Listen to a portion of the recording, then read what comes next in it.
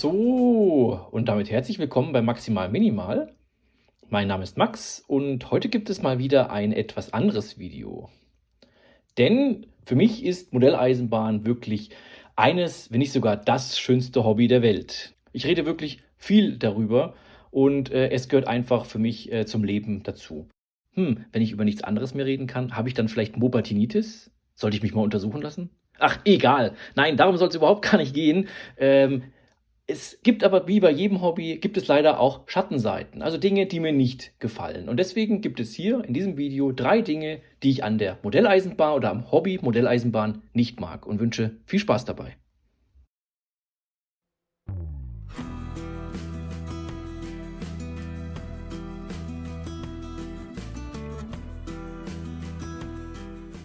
Nummer 1: Man weiß nicht, wo man anfangen soll. Ja, den Punkt kennen wahrscheinlich die meisten von euch. Also, mir ging es genau gleich. Man fängt natürlich mit einer Startpackung an. Da bieten ja alle Hersteller was, genauso auch wie Erweiterungspakete. Ist auch schnell gemacht, schnell gekauft, aber dann wird dann schnell langweilig, gerade so eine Startpackung oder auch mit so ein paar Erweiterungen. Wie geht's dann weiter? Und da sieht man oft einfach den Wald vor lauter Bäumen nicht. Und das muss ich sagen, das macht nicht ganz so viel Spaß, weil man hat so viele Möglichkeiten. Das ist auf der einen Seite, was man schätzt an einem Hobby, weil es werden einem keine Grenzen gesetzt. Auf der anderen Seite sind Grenzen auch nicht verkehrt, um einfach Sachen oder den Einstieg in der Hinsicht dann in das Hobby ein bisschen einfacher zu bewerkstelligen. Es gibt so viele Decoder, es gibt so viele Zentralen, es gibt so viele Wege, auch eine Anlage zu bauen. Es ist wirklich wie verhext und das kann halt wirklich zu Demotivation führen und dass man dann nachher sagt, ich höre mit dem Hobby auf oder ich fange gar nicht erst an. Und was ich sehr, sehr schade finde und was ich nicht so gut finde.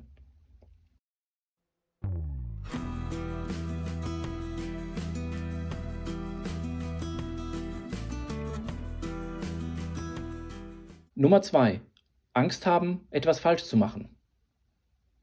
Ihr habt ja gerade gesehen in dem Video, ich habe einfach mal einen ICE 2 Teilzug mit einem Güterwagen und einer Dampflok bestückt. Ja, ist natürlich nicht vorbildgemäß, oder?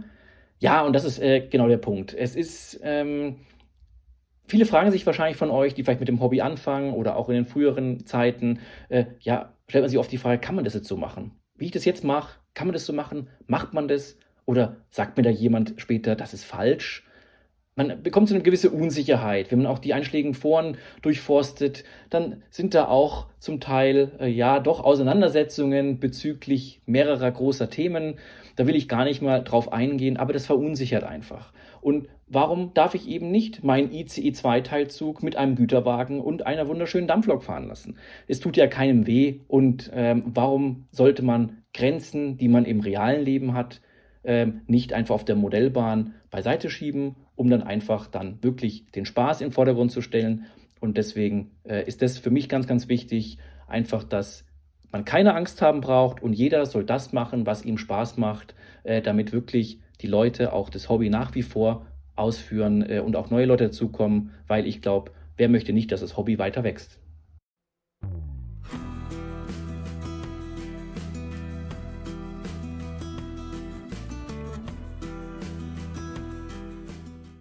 Ja, und Nummer 3: wenn Dinge komplizierter sind, als sie sein müssten. Und da habe ich direkt ein Beispiel für euch aus der Praxis, was wahrscheinlich einige von euch kennen und gerade als Anfänger wirklich man gerne auch vernachlässigt, so habe ich es auch im Jugendalter wirklich vernachlässigt, ist das Thema Leiterquerschnitt. Als Wiedereinsteiger hat man sich wirklich mit dem Thema sehr stark befasst. Also ich habe wirklich die einschlägigen Foren quasi studiert, habe ein halbes Elektrotechnikstudium dadurch absolviert, das Internet halb leer geguckt und dann merkt man auch, da gibt es auch verschiedene Fraktionen. Die einen sagen, okay, der 014er Leiterquerschnitt, der normale, ist vollkommen in Ordnung. Die anderen sagen, man braucht gefühlt ein Starkstromkabel unter der Anlage. Ich überspitze das ein bisschen, ich glaube, ihr wisst, wie ich das meine. Aber es ist einfach schwierig. Es gibt kein richtig und kein falsch. Wenn es brennt, war es zu dünn, so nach dem Motto. Und da muss ich sagen, gerade solche Themen, und da gibt es wirklich einen Haufen von Themen, da wäre es cool, wenn es da einfach ein bisschen einfacher wäre, um einfach da ein bisschen Komplexität rauszunehmen, was auch nicht einfach ist, auch von der ganzen Evolution der Modelleisenbahn, sicherlich nicht.